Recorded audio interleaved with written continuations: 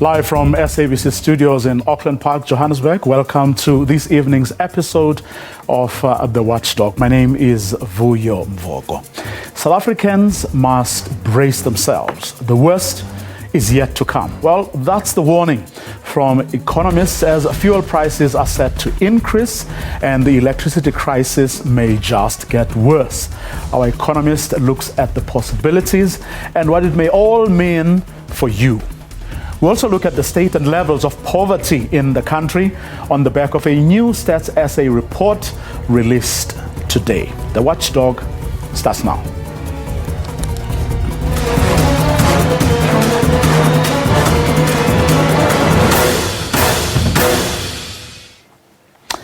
Eskom once again says it's unable to supply you with constant electricity.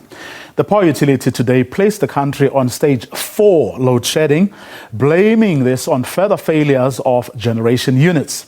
The stage 4 rolling blackouts will continue until Friday.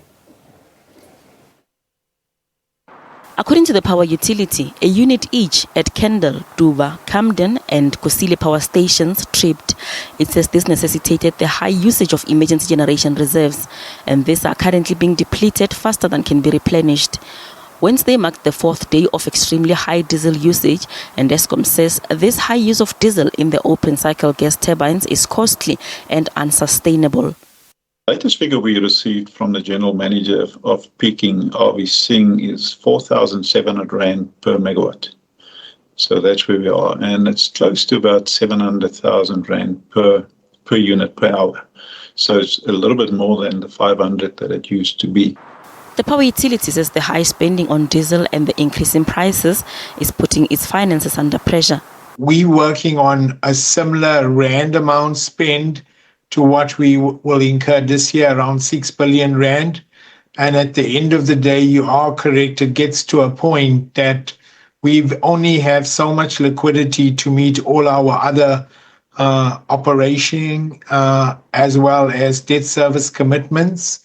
So there will have to be trade-offs. Eskom says the stage 4 rolling blackouts will allow the utility the space to replenish the emergency reserves and to protect the system's integrity. Gloria Sefakomosi, SABC News, Johannesburg. Well, the Eskom news coming less than 24 hours after US President Joe Biden imposed a ban on Russian oil imports.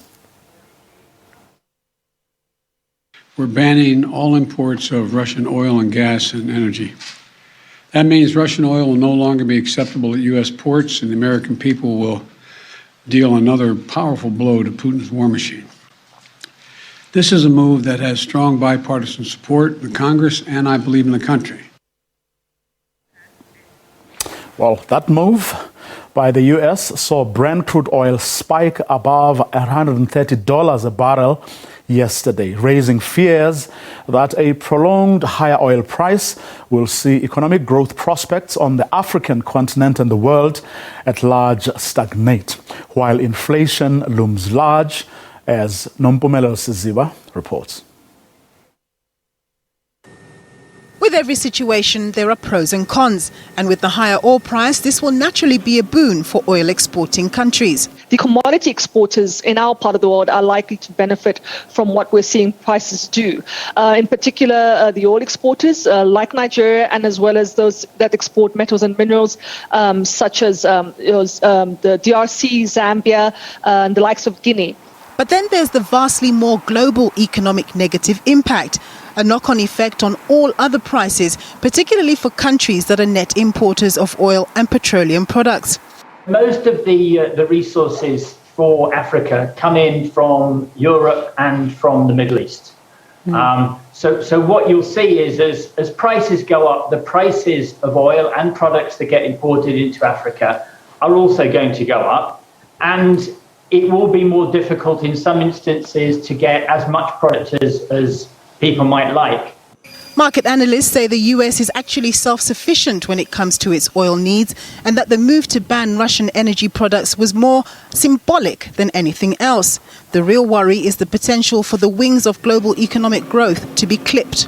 It doesn't seem as if markets are pricing in a recession per se, but they are pricing in lower growth, and that lower growth could combine with higher inflation to form what we call a stagflationary scenario. So that is when growth is slowing down and inflation is accelerating. This is a worst-case scenario which would see growth curtailed. And with inflation set to rise, central banks may be even more aggressive in raising interest rates, putting economies still recovering from the effects of the COVID-19 pandemic further on the back foot. Nampumelelo Siziba, SABC News, Johannesburg. He joins us on the line to make sense of these developments and the impact they may have on all of us. Prof, good evening. Thanks very much for your time. Hello, Vuyo. Thanks. It's a pleasure. I think when we last spoke 2 weeks ago, just after the budget, a fairly benign story. Little did we know within a few hours things would change again. Well. Should we be alarmed, Prof?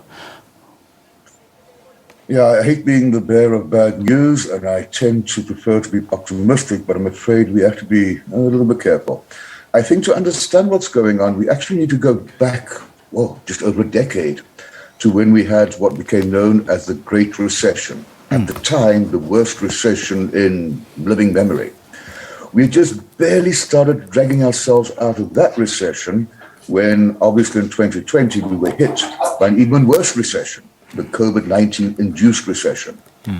Then, as we moved into 2021, we saw a quite remarkable, seemingly, recovery. With still lots of ifs and buts, but countries seem to be slowly dragging themselves out of the lockdown-induced recession. And then, just as we started getting slightly more upbeat, of course, we get the latest blow. And it also has to be seen against the background of how various prices have developed over the last few years. So, for instance, I looked up quickly in the first half of 2020, so it's barely 2 years ago, the oil price was less than $30 a barrel for a few days. Then, as we saw the recovery in 2021, the demand came back on stream, and by the end of last year, it was approaching $80 a barrel. And earlier this year, it started moving upwards. So the point is that the oil price had been moving up in any case. Along with that, we are seeing all over the world, just over the last few months really, almost from nowhere, inflation rates accelerating. This is even without the Ukraine story. And we anticipated in any case that interest rates would start rising gently in many parts of the world after a long period of exceptionally low interest rates. Along comes this crisis, and we all know what's been happening. Your reporter mentioned $130 a barrel, and who knows where this is going to go. Bearing in mind that we are talking about Russia being one of the biggest producers of oil. But I think we should not only focus on the effect on oil price, on petrol prices, we have to look at food prices as well. Wheat, for instance, between them, Russia and Ukraine account for almost 30% of all wheat exported to the rest of the world. Now, chances are that Ukraine will probably not produce much wheat this year, in any case. Russia's being boycotted, so that's a sizable chunk of what for many people on this planet is a staple food. Wheat being used, of course, to produce bread and the like. So we're looking at a double whammy of rising energy prices and rising food prices, reaching levels we haven't seen in many a long day, which will probably mean that interest rates, which were rising in any case, will rise at a quicker rate as central banks try to combat inflation. As an earlier speaker said, we're looking at a scenario for the time being of much lower growth accompanied by higher prices, moving towards, perhaps not right in, but a so-called stagflation period. And that's the worst kind of combination for policymakers, because if you try to do something to improve economic growth, you get more inflation. If you try to combat inflation, you get less economic growth. So the timing of this is extremely unfortunate. It would be in any situation, but in the wake of these two huge recessions, this timing is extremely unfortunate. Stop there for a while. Yeah, I read somewhere someone saying, Russia is responsible for something like, 7% of the world's crude oil? It's certainly up there amongst the top 10 producers, yes. Of course, the biggest producer of oil is actually the USA. But typically in the past, in the not too distant past, despite being the biggest producer, they were an even bigger user or consumer. But in more recent times, there's a bit of a balance there, thanks partly to America producing shale gas. And in fact, every now and again, America becomes a net exporter of energy, which certainly helps to ease things a little bit. Remind us, Prof. I mean, as you know, this is like my colleagues earlier on in the day who specialize in these things. I want us to break it down a little, which is something you had started doing. Just what it means for the ordinary person when the price of oil goes up. What happens to ordinary folk by way of their transport costs, the price they're going to pay for food and all those things. Sure. Well, I mean, we start off by just reminding ourselves that the petrol price, or the price that we pay for oil in this country, is a result of two things, if you like, maybe three things. One is the international dollar price. Second, the rand exchange rate, which determines how many rands we pay for a barrel of oil. And then, of course, the various fuel levies. Now, we have no control over the international price of oil in dollars. The exchange rate kind of does its own thing. So we're very vulnerable to an increase in the oil price and or a weakening of the rand. Now, thankfully, the last couple of weeks, the rand has actually been remarkably stable. So let's thank our lucky stars for that. But the point is that it does translate into a higher price of petrol at the petrol pump. That's the direct impact. Now, of course, we can speculate as to how high the dollar price is going to go. I've seen some people speculating about $150, $200. Some even talk about $250 a barrel. But let's hope it won't be that bad. But it is going to be bad. So the immediate impact is the cost of transport. But bear in mind that oil is also used as an input in the production of many other things, not least of which, as we heard in the beginning of your program, the effect of the diesel price on Eskom's ability to try to keep the lights burning. So it's going to affect us there, but I want to stress again, it's also going to affect so-called ordinary citizens by the effect on rising food prices. And we all know that a country like South Africa, the most vulnerable section of the population, when food prices rise, is, of course, the less prosperous, the poorer members of society. They'll probably be worse hit than the slightly more well-off members of society. And it does have this boomerang effect. And in this worst-case scenario that Nompumelelo Siziba was speculating on, it will also see growth being curtailed, and we know where we are as a country. I mean, there was a good set of numbers, as you were saying earlier, that came out a few days ago, which, although, I mean, it was by no means suggesting we're out of the woods, but they were good numbers nevertheless, given where we're coming from. And they instilled a great deal of hope, that it may not all be doom and gloom. And if we do a few things right, perhaps, we saw only yesterday ICASA talking about the auctioning of the spectrum.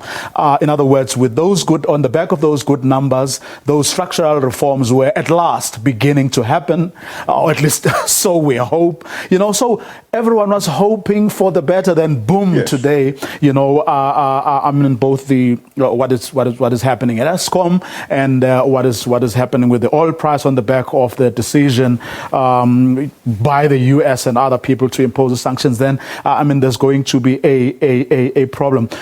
What does this mean for to take you back to where I started with this question, for our growth prospects? If this situation continues, what does it mean?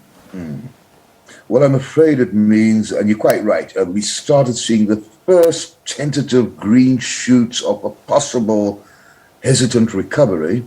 I'm afraid that recovery will become even more hesitant as a result of factors mentioned, such as rising interest rates, rising inflation, rising food prices, etc.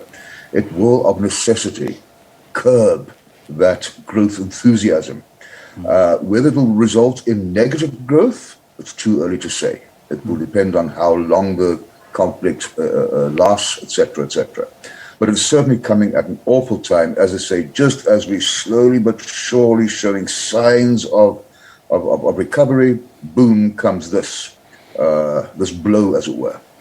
So I'm afraid it doesn't augur well for economic growth. I must, however, add, and I think one of your previous guests mentioned this, that for those countries which are heavily reliant on exporting raw material, which of course includes oil, this is of course a very nice windfall, because it means that they're obviously earning more for the biggest chunk or a big chunk of their economies. So chances are that countries such as Nigeria, Angola, I'm just talking about Africa, DRC, etc., might actually see a bit of a, as I say, a windfall, an unexpected boost in their economic growth, which is great. But as always, it's unfortunate that the countries' economies in Africa often tend to rise and fall on the back of circumstances beyond their control, which affect commodity prices. Because what goes up, sooner or later comes down again. I want us to come back then to the Eskom situation, which, by the look of things, I mean, today we were expecting or hoping to get out of stage 2. And instead, we were told we're getting to stage 4. And there are people who started speculating that because nothing is guaranteed and Eskom rarely, if ever, lives up to its promise or hopes, we may even see stage 6 for that matter. What would that mean? Well, I mean, even stage 1 damages the economy. Load shedding obviously has a negative impact. The degree of negativity is a function of how many hours per day the lights are off. I've seen some calculations suggesting for every one stage, as it were, per day, we're talking about a loss in economic activity of close to, I think, 500 million rand per hour. It could be a bit more, could be a bit less, but it really is a substantial loss, which again, as a country, as an economy, struggling, kind of trying to escape the grips of recession, can ill afford. So, it's this bombardment, this barrage suddenly almost over the last couple of weeks of all these negative impulses into the economy, many of which, except for Eskom, are beyond our control. It's not our fault, but being part of the global community, it means that we are affected by that community, for better or for worse. Unfortunately, this time, for worse. Other ways that people can still cushion the blow, make life a lot easier for themselves. And I'm saying this on the back of, because in my next conversation, I'm talking about a Stats SA poverty report that came out today that doesn't paint a good picture, of the country's poverty levels at all. So is there a way still that some of us can still cushion the blow? I think that's a right of putting it, cushion the blow, yes. I don't think any ways of prospering from the current situation, but making the best of the situation. And it probably boils down to good old-fashioned common sense. So try your very best not to incur any new debt. It's always tempting, especially when you have a short-term cash flow problem, but it does, in the light of rising interest rates, mean that you're just passing the burden onto yourself somewhere down the road. Try to live within our means. Again, easier said than done. Cut back on less necessary forms of spending. I suppose when it comes to traveling to work, try to share the transport burden with a colleague or a friend. We do tend to love driving around in our own personal cars and having that kind of independence. But with a petrol price of what is going to be 22, 23 rand possibly by the beginning of next month, and who knows where it's going to stop. One will have to think seriously about co-sharing, think seriously about taking, short trips to the nearest cafeteria to buy something. So, as I say, doing sensible things and trying to weather the storm. But that is for those who have the privilege of having a job. For those who are stuck in poverty, as you say, I'm afraid they're going to feel the brunt, and I know I've said this before, in terms of food prices. If we look at, it's a bit technical, but when we look at the basket of goods and services that are measured for inflation, for the lowest income levels, the weighting of food is close to 40%. For the high income levels, it's less than 10%. And that means that 40% of a low income, a poor household's inflation rate is affected directly by an increase in food prices. So sadly, they are the hardest hit, especially when we talk about basic things such as wheat, which is used to produce things such as bread. So I'm afraid the poor members of society are still, I'm afraid, suffering from the legacy, well, let's talk about the recent legacies of the recession in 2020, where we saw the informal sector in particular was compromised.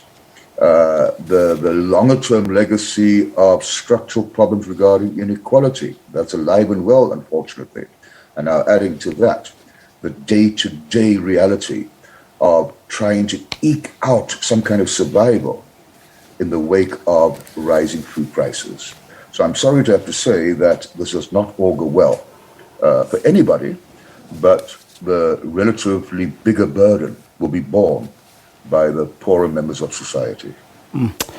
Yeah, that's not great news, Prof. In fact, you've just reminded me of, the Experian, which is a credit bureau. Only, I think, a day ago or so, they published new data that shows that even wealthier South Africans are now no longer immune to the kinds of financial struggles that poorer people are experiencing, although, of course, they are able to cope a little bit better than the rest. Prof, thank you very much for your time this evening. Professor Andre Roux from the Stellenbosch University Business School. After the break, Stats SA releases a poverty report that shows that many South Africans are, or at least feel, worse off. We'll get into that in a moment.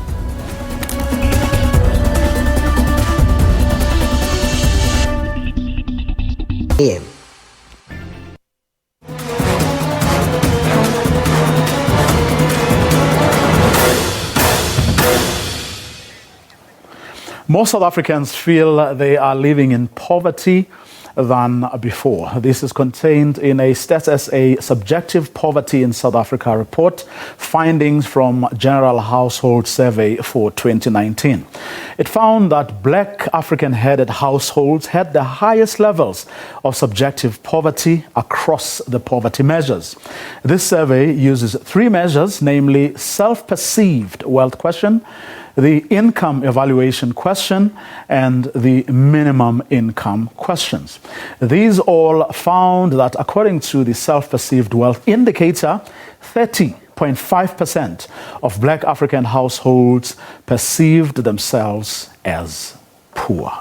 Well, to help us make sense of this survey and why people are feeling the way they do are two people who have actually been dabbling in this area for quite some time. They are familiar with both these surveys, but also the debates that often ensue whenever we have these surveys and conversations. Isabel Fry, thanks very much. Let me start with you. Just your take. I don't think you'd be surprised that South Africans are feeling the way they say they feel from this survey.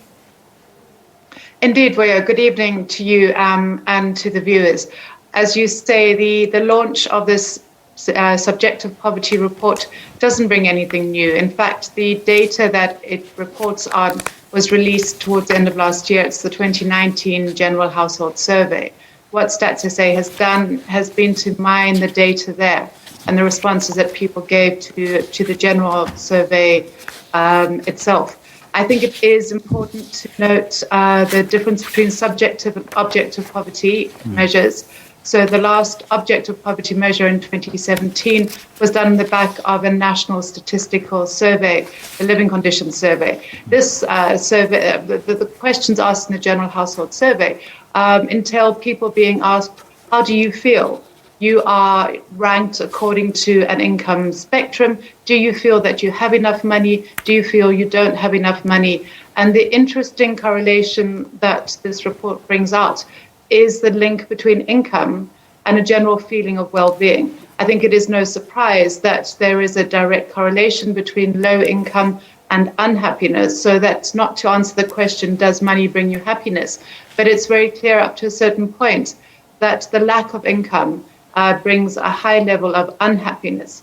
I think what the survey also shows is the real depth of poverty that we see. So in addition to the earlier parts of the report that show that subjective sense of poverty, we also see the depiction of provincial poverty. We see the depiction of households with no income. And again, the access by Black African households to income compared to whites, and the gendered and rural correlation. So households headed by women tend to be a lot poorer than those headed by men, by young people and young women particularly. And again, those provinces, those rural provinces, tend to have both a higher subjective and objective level of poverty. So interestingly enough, while there are high levels of unemployment in a number of the urban centres and metropolitans, there is a general sense that people feel that they are better off than in rural provinces. Hilton Trollope, is there always a correlation in these kinds of studies between how people feel and the reality of their situation?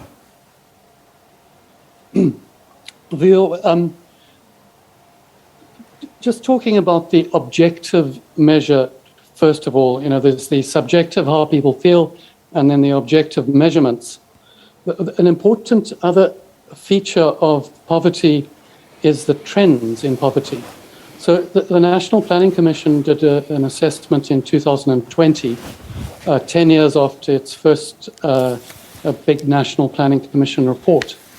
And the trends in objective measure of poverty showed that in the previous 10 years, poverty had got worse and not better. So, for example, the number of households living below, they use dollars because they compare it internationally, below $1.90 a day had gone up from around 16% to 20%.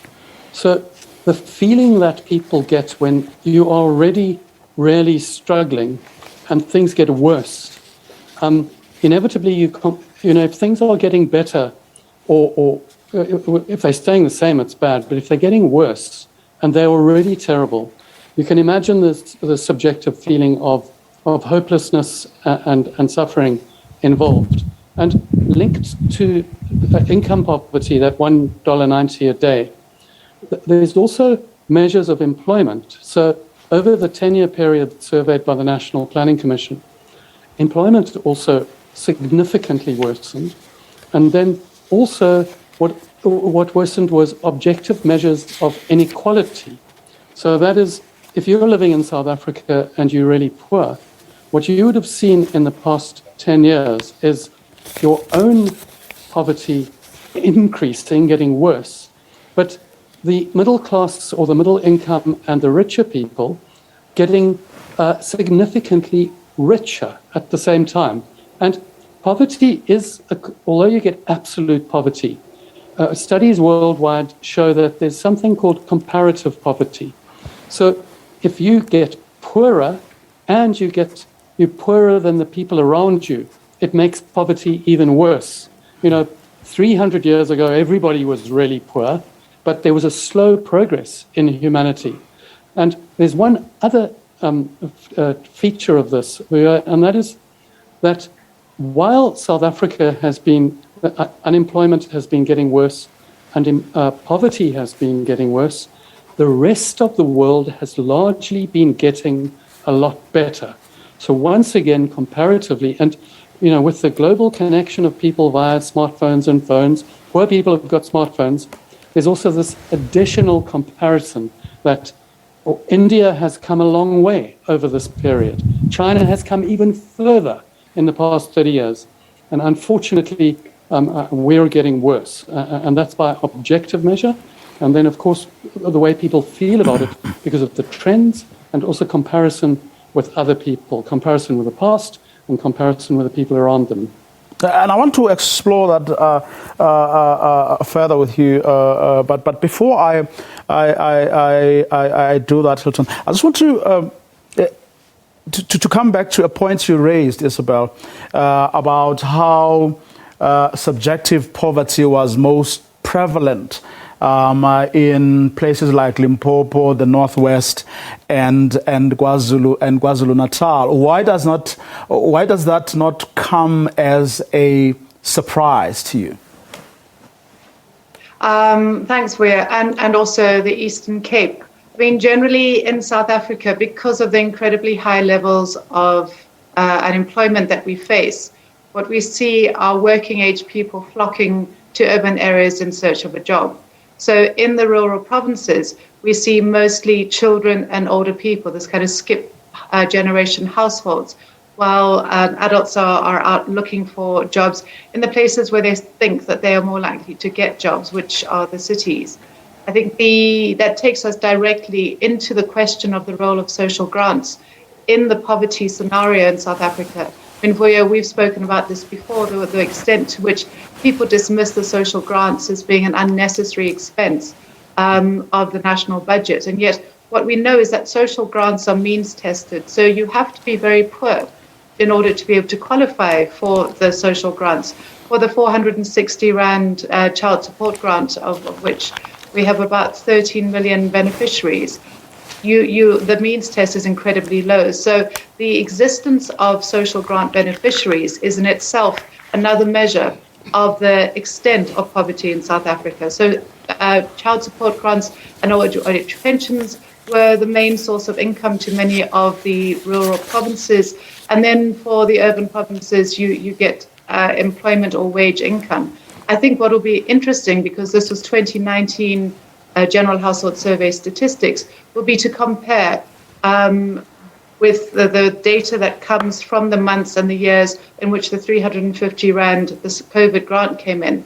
When we talk about these subjective levels of poverty for leadership and for government, I think it's a really, really critical yardstick with which to measure what kind of policies need to be adopted going forward. We've heard tonight in your show the very damning evidence of where we're going to be likely to be going in terms of fuel prices, the global food prices, and tough choices need to be made.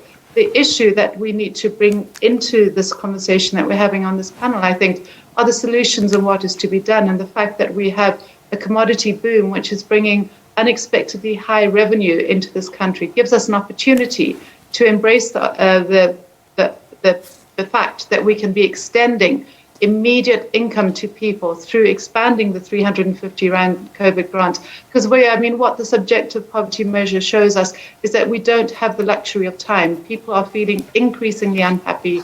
We know that in July of last year, unhappiness led to social implosion and violent protests. And we need to be anticipating the kinds of amelioratory steps that can be taken by leadership to prevent that kind of thing happening, while we try and anticipate the other palliative policy that can be brought on board in the face of the global crisis that we're in. In fact, and that's exactly where I want us to go. But before we do that, I want to come back to a point you raised, Hilton, about comparative poverty. And I was, wondering or thinking as you were developing your points there, just to what extent people witnessing affluence around them actually makes them feel even poorer, a lot poorer than they may actually be. And I'm raising this, taking into account that, or in my mind, having these images that you see ever so often on social media, where people post, expensive champagnes that they are drinking, new acquisitions, whether it is cars or expensive clothes, and one may wonder, why am I unable, to afford that kind of a life, or something that's even close. Here am I battling to make ends meet, to even put a plate of food on the table, and there are people who are who are standing outside some of the most expensive stores in Sandton and being able to afford tens of thousands of rands worth of garments. So there are two responses there. The one's a personal one, but the other one is just a reflection on those societies historically that have managed to overcome poverty and to also overcome essentially what we're talking about is equity or inequity, inequality.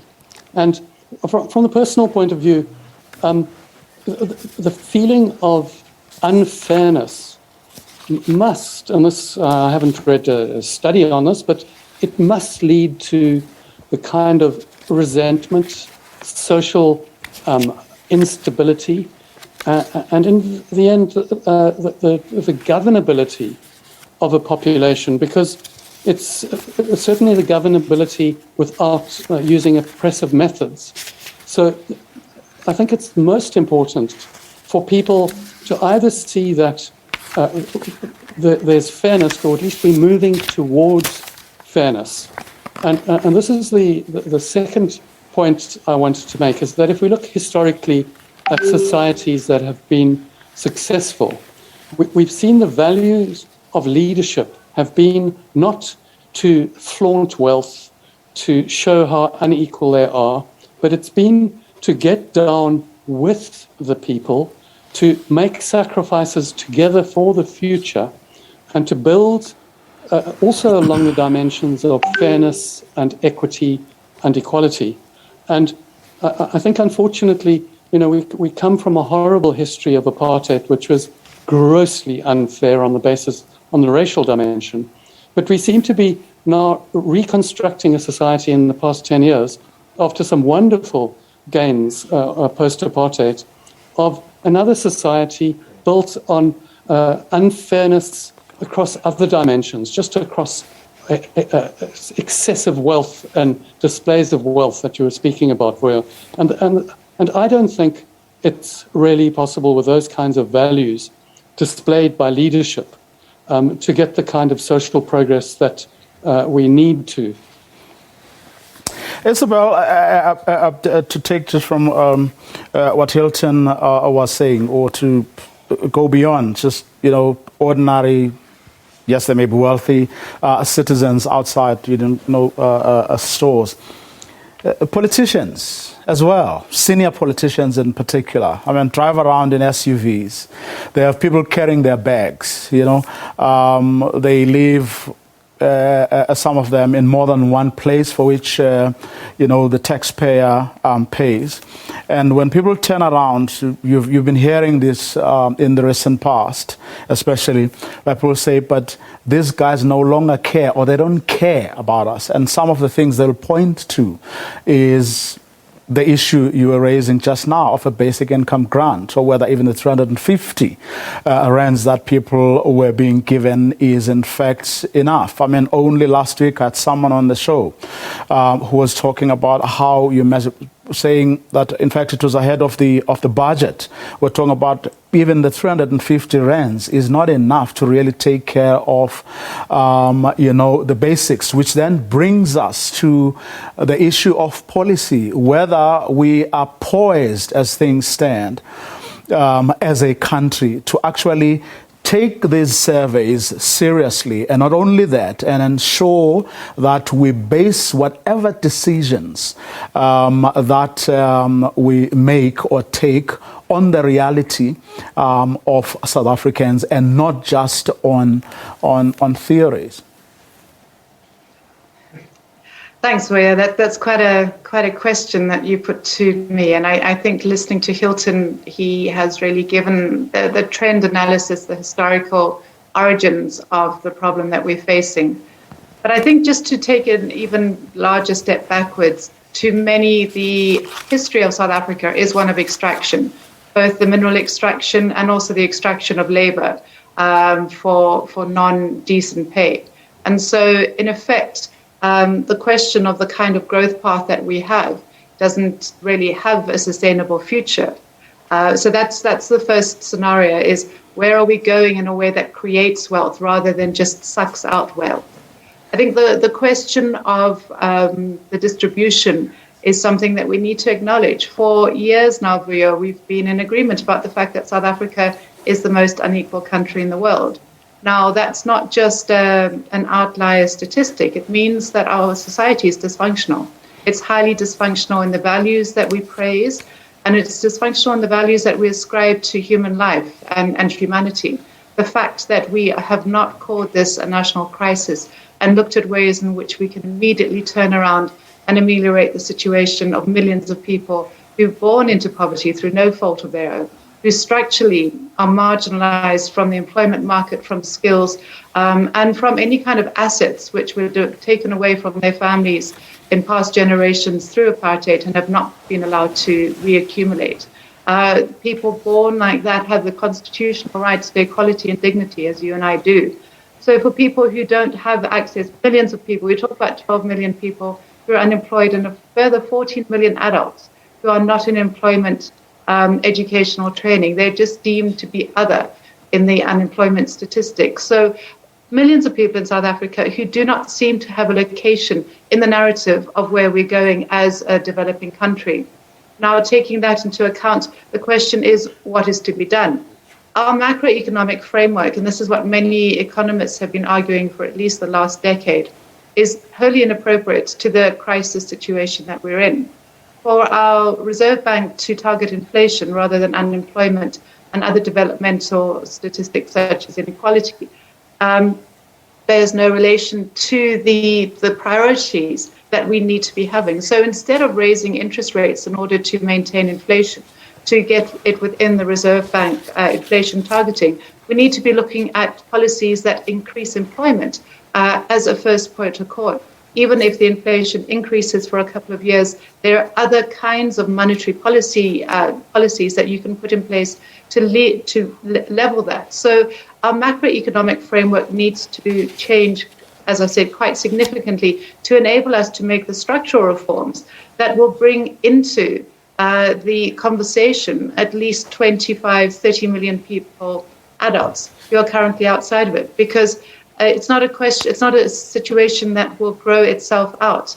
The current growth rate of 1.7 to sort of maximum 2.1% over the next 3 years is certainly not going to do anything to absorb our current unemployment, let alone the population growth that we're facing. So, Vuyo, to answer your question, we are in a crisis. We have been in a crisis, and the crisis is growing. It is not only when we have global pandemics like COVID or international wars such as the current invasion by Russia that we should be able to see it. As you say, the surveys are coming through on a regular basis. We have analysis, we have shows and discussions where we unpack what this means, and yet the policies don't change. And in fact, at the last national budget, the Minister of Finance was deeply grudging about the expansion of the 350 Rand. Now, that 350 Rand in value is little more than a single food parcel. It doesn't feed someone for a month, let alone give them the kind of developmental inputs that they need in order to start a business. A survey that Studies on Poverty and Inequality Institute, my institute, did with UNICEF and Department of Social Development, came up with an alternative measure of well-being known as a decent standard of living. That actually showed that to move away from the absolute poverty that Hilton and I have been talking about towards a decent standard of life, the monetary value of that is just close to 8,000 Rand per person per month. So if that's a life of decency, and we're talking about poverty and the high levels of people who are not even making the 1,300 Rand poverty line, we need to understand the extreme nature of the crisis that we're in. Well, Hilton, I mean, you'll hear, I mean, we've heard this, I mean, state of the nation after state of the nation from the president, and budget speech after budget speech from all the finance ministers. They're saying, look, I mean, it's not for lack of trying. They then blame a lot of things from the global economic crisis to right now, the conversation I was having earlier, I mean, about the oil price, what, you know, is happening as Eskom is going to do, and so on. Even, in fact, the windfall we got from the commodity boom that Isabel was talking about. The minister was at pains a couple of weeks ago saying, look, yes, there is a bit of money in the kitty, but it's not something you can commit long-term to, I mean, to a long-term arrangement where you say, because you got 180 billion now, you may not have it tomorrow, so you can't then behave recklessly. Well, that's not the word he used, but he said as much. I'm not sure if there's a direct question there, but if I can just respond and agree very strongly with Isabel that what we face is a structural crisis. This isn't, these problems can't be solved with tinkering around the sides of things. There's a structure. And one thing that I can speak a lot about, I will talk about the electricity sector because I know it. And I'll also talk about this from State of the Union to State of the Union. And what has happened in electricity very specifically, and I think you'll find the same people that I speak to in health or education or whatever, is that South Africa is really good at coming up with plans and policies, but they simply don't come to fruition. The plans get thwarted quite flagrantly sometimes at departmental level or ministerial level or whatever.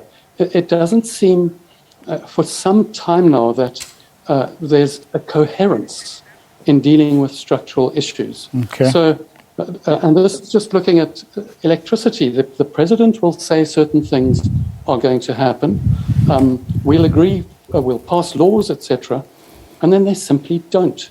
It just, the leadership seems not to hold itself to account for implementing its own policies and plans or responding to some of the excellent analyses of the structural problems. They just seem to carry on as before. And I think certainly in electricity, this is a key issue. Okay. We've got brilliant people, brilliant solutions, okay, and they just get ignored when it comes to implementation. Well, and that's where we're going to end it, Hilton. Thank you very much, Hilton Trollope, author, independent consultant and researcher, as well as Isabel Fry, Director, Studies in Poverty and Inequality Institute. And that's our show for this evening.